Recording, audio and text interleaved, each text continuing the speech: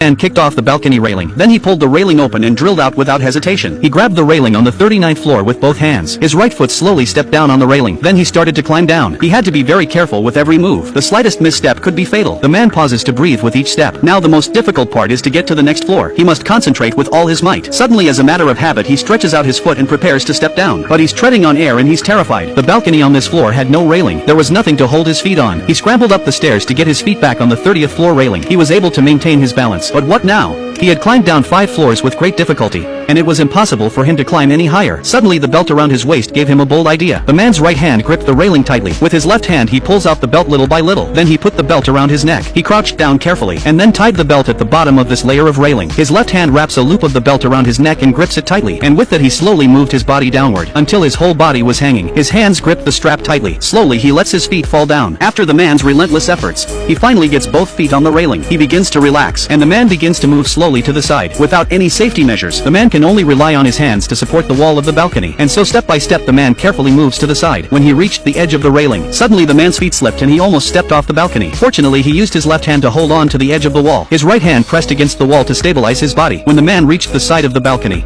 he pressed his body against the wall. Then he stepped on the railing and slowly felt his way down. Finally, he reached the balcony on the 34th floor, but before he could rejoice, a new problem arose. The windows on this floor were locked from the inside. No matter how he tried, he couldn't open it. The man had no choice but to keep kicking at the glass. Luckily, the glass was not of good quality. Soon the window was kicked down to the ground. The man walked quickly to the door of the room. He opened the door with great anxiety. Luckily, the door opened without a hitch. The man's feelings were unspeakable. He quickly headed downstairs. Finally, he came to the first floor and got his life back. In fact, life is an adventure. Adventure is not outside, but inside. No matter what trap you fall into, if you break through the shackles inside, there's hope for survival.